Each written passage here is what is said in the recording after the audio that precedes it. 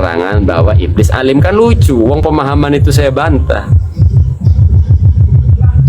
Jadi kalau sampean nanya ke saya tuh, mana dalil bahwa iblis itu bodoh, baru saya bisa. Oh yo wais ya mamang.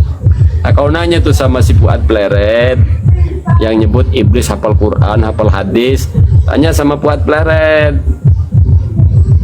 Misal kita ada sesuatu yang kita inginkan tapi diperintahkan oleh atau perupiah atau ustadz untuk membaca Fatihah 40 kali, tapi karena kita mengharapkan hasil yang kita inginkan, kita akan berusaha untuk melakukan yang 40 Fatihah tadi. Waduh, enggak, kurang komunikasi, kurang. Maksudnya kalau diarahkan, bukan gitu, maksud saya adalah saya lagi menjelaskan satu sisi bahwa orang menganggap Fatihah bacaan biasa. Orang itu lebih suka dengan bacaan-bacaan yang menurut mereka baru di telinga mereka. Nih, sampean bukan praktisi sih ya, jadi nggak tahu kondisi rakyat kita ya, masyarakat. Kalau saya kan sering berinteraksi. Orang itu lebih suka disuruh membaca tarkobin, barhasin, ketimbang disuruh membaca basmalah. Sampean nampaknya kurang nih ini.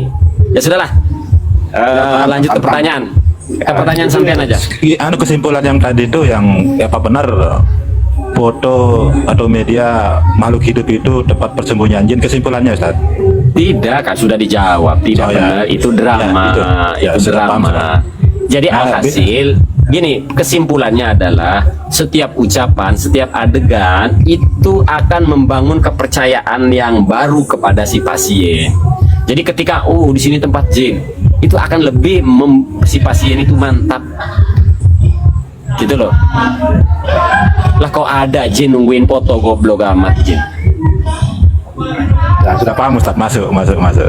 Bisa saya lanjut Pak Ustaz? Karena lanjut. Semoga pertanyaan ini bisa mewakili teman-teman yang lain. Ini juga yang termasuk di wilayah saya ada istilahnya tradisi Charles itu istilahnya, karena ada adat nyongkolan sering ditampilkan tradisi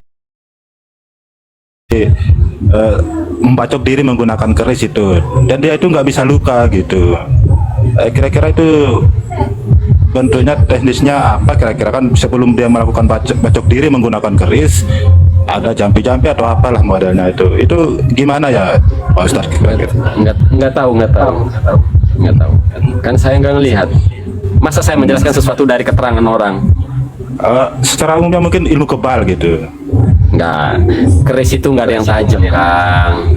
Ya. Tapi sudahlah, saya tolong pahami. Kalau saya sudah ngomong jawab nggak tahu, itu sebenarnya ada 10 alasan yang saya simpan itu.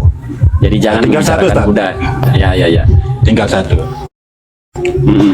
Ini juga kaitannya, dan kan sering kita nonton di media atau nonton di televisi, kaitannya dengan hantu yang yang dibilang secara tiba-tiba bisa terekam dengan CCTV ya, hantu atau jin jenisnya itu. Mungkin apakah itu benar bisa hantu atau jin itu? Siap.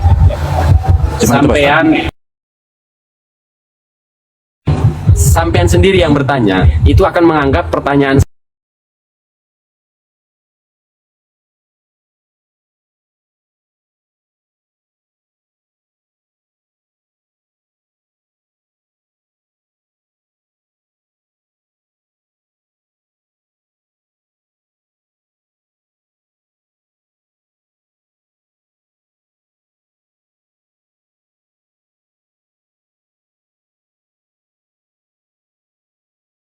masalah.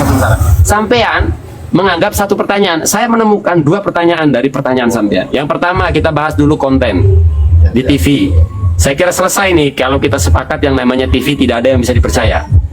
Maksudnya begini, kalau saya menjawab pertanyaan Anda hanya dari satu sisi, kan terkesan egois. Bagaimana kalau maksudnya adalah bisa nggak jin tertangkap kamera? Kan gitu. Jadi selesaikan dulu, kita berbicara televisi, bicara konten, tidak ada yang benar. Oke? TV kok dipercaya. Oke. Ya, lah ya namanya Berry Prima kok jadi jampang televisi. Yang kedua nih, bisakah jin? Sampai kan nanyanya hantu. Kalau bicara hantu selesai, hantu nggak ada. Nah, sekarang nggak, maksudnya jin. Apakah jin bisa tertangkap kamera? Maka jawabannya sebagaimana jin saya ngomong pelan-pelan nih, jadi sampai kupingnya harus fokus. Sebagaimana jin bisa dilihat.